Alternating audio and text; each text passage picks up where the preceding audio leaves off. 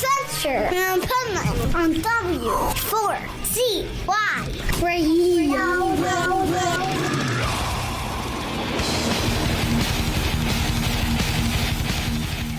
This is the Pipeman here on the Adventures Pipeman W4CY Radio, and I'm here with Maximilian. And Anastasia. The Haunt.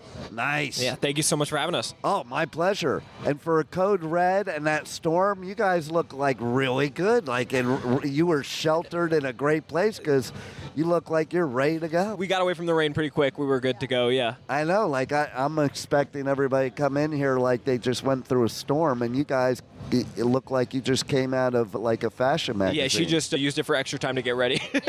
Yeah, see, it was a benefit, yeah, right? Exactly. So, tell our listeners a little bit about how you got to Louder Than Life. I don't mean how you drove here, but what was the road to Louder Than Life? We started playing music together about 10 years ago, and it's kind of just been this really organic process for us. We never rushed it. We started so young that we just always felt like we knew what we wanted to sound like. We were going to take our time to get there. We were going to take our time growing our performance and take our time growing our writing, and spent a lot of time in the studio working with some amazing producers and played thousands of shows. And really everything kind of started clicking for us really over the past year with our debut record, New Addiction, and new agency and new management, and everything just came together for us this past year. It's so excited to be here. This is our first time playing a major festival in the U.S., first time playing at Danny Wimmer. So wait a minute. It's your first time playing a major festival in the U.S., and you're playing at what was called a couple days ago, now the largest rock festival in the whole country. Yeah, we're really hype. It's excited. Yeah. How cool is that, man? Listen, I don't know how much experience you've had so far with Danny Wimmer, but I've only heard good things from artists of how he treats the artist. Yeah, that's what we've heard too. What a place to start. It's almost a bad thing you're starting here, because then when you go to the crappier festivals, you'll be like, oh, where's this? What happened to this? Exactly. Yeah, for us, it's always just with the rain or whatever it is, we're kind of just we have our crew, and we've played so many shows that it's kind of just whatever the circumstances are, if we can get our gear on the stage, we're good to play. And we're excited that it's a nice, beautiful Danny Wimmer festival. That's our first one, but we're kind of down to rock whatever, and we make it work no matter what. I love it. And you're talking about new music. You just dropped a new single 2 days ago, right? No, so that was the remix you're talking about. Yeah, so funny thing about that is we didn't even know that was happening. Really? Yeah. Oh, see, so I'm glad I asked about it. We did a feature on that song a long time ago, and it was released a long time ago, and then we just a year ago. The other day on our Spotify, we were like, yeah, what's happening? And then we're talking to our management on our label, and we were like, we didn't know this was happening or whatever. It's a cool remix. It's really cool. You guys should check it out. But yeah, we put out our album 2 months ago, New Addiction, and yeah, we're getting ready to release some music for our next record very soon as well. So I love that it's so quick. Yeah, no, we've been in the studio already, and it's hard because we're touring the rest of the year. We have a headline tour. After this, we go home for about 2 weeks, and then our headline tour kicks off, and we're on the road till 2 days before Christmas. So we're getting ready to grind. So we had to get in the studio and start working on that next record, and we're really excited with how it's coming out. So I love that because it used to be like that, and I find a lot of artists nowadays, it's 3 years before a new album. Yeah. And I think you constantly need new, fresh material, especially nowadays with so many artists. Yeah. To stay relevant, you got to keep putting new stuff out there. Especially a band that's kind of on the come up, obviously we're not super, super established or anything like that. So I feel like when you're a band competing for people's attention, it's super important to constantly have just new content and new songs. And people want to know, for us, the songs are like our diary and our lives. And so people want to know what's going on. And yeah, so there you go. I feel like that's kind of the thing with us is just constantly putting out something new for people to listen to. But we always want to take the time to make sure that it's as good as it can possibly be. So it's a balancing act. And so how do you've been working together for a long time and started young. How do you feel your music on this new album has really evolved, or you as an artist has really evolved since the beginning? We kind of always knew what we wanted to sound like. It's evolved a little bit over the years, but I think on this last record, we really locked in on that sound. We worked with Kevin Thrasher, who's an amazing producer and a great friend, and we locked in on that sound that we really figured out, and were able to tap into this thing that we've been chasing for a really long time, a combination of different elements and sounds and different stories and lyrics that we wanted to put into writing. And now on this next record, we're trying to just expand upon that same sound, do more with the same world that we've already built. There you go. Yeah.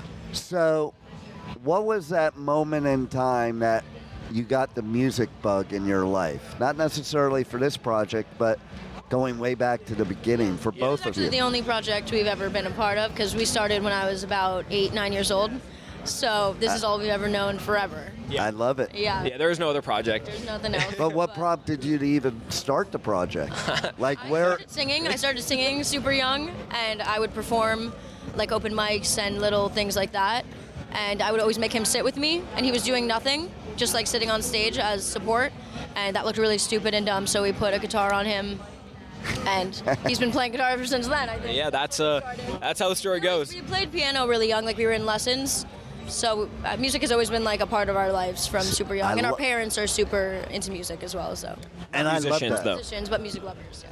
Well, but being music lovers, at least they're probably supportive, unlike Very most parents that may be like, get a real job or something like that. No. Because I think it's so important to have that support system Yeah. to follow your dreams. Yeah, you know? no, it is. Especially from that young of an age. It was cool because it was always, to our parents, it was never like, you can't do that, you have to go get a real job, but it was very much so like, if you're going to do it, it has to be your real job. Yeah. So you're not going to like be a bum, you got to like dedicate your whole life to this if that's Yeah. what you're going to do. And that's what we've done, and we've been working like that for years. And so it's been a really cool experience. Obviously, it's a very different lifestyle. Wouldn't trade it for anything.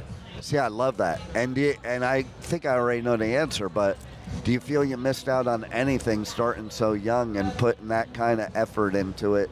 Like some people will be like, oh, I didn't get to be a kid, I didn't get to do this.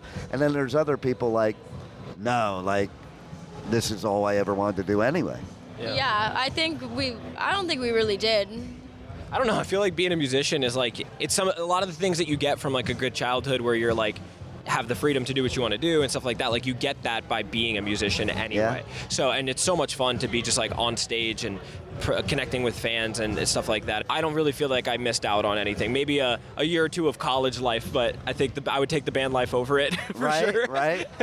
I would too, Yeah. you know. But it is only made out for certain people. Like my youngest daughter, I'll bring her to festivals sometimes because I do all the festivals in the U.S., U.K., and Europe. And halfway through the first day, like, Dad, I don't know how you do this every weekend. I'm done. Yeah. The festivals are grueling. Like this is our first U.S. festival. We did Download last year in Europe. I think I saw you at Awesome. Download. Very cool. Yeah, we did Download, Rock for People, Jera on Air, and those were amazing. And we were on tour with a band called Missio, and we were at a bunch of the festivals the year before as well.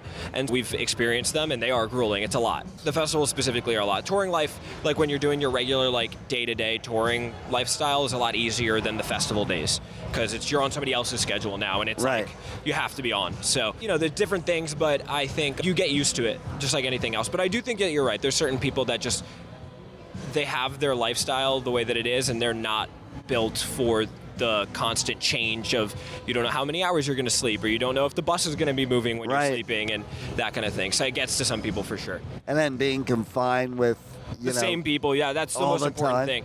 The most important thing is finding people that you can bear to be with that long. 100%. Like, it's just like family. Like, if you're a kid and you have siblings, sometimes you, like, are lifelong best friends with them. Other times it's like, I can't wait to get out of the house to get away from these people. Exactly. But I still love them, but I don't want to hang out with them all the time. Right.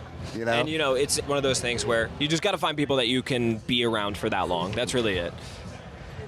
What else would you like to let the listeners know that we haven't covered already? Besides your socials and web and merch we and all we have new music we're working on already for the next year. Yeah. We talked about that briefly. We're We'll be on tour for the rest of the year, right up until Christmas. So come see us, Check our website to see where we're playing close to you. which is thehauntband.com, and follow us on Instagram at We Are The Haunt on everything. Nice. Yeah, thank you so much for having us. Oh, thank you. You guys rock. I'm glad that the rain cleared, that you could be here. Us too. It stays clear, Yeah. And thanks for being on the Adventures of Pipe Man. Thank you so much for having us. You got it. Thank you for listening to the Adventures of Pipe Man on W4CY Radio.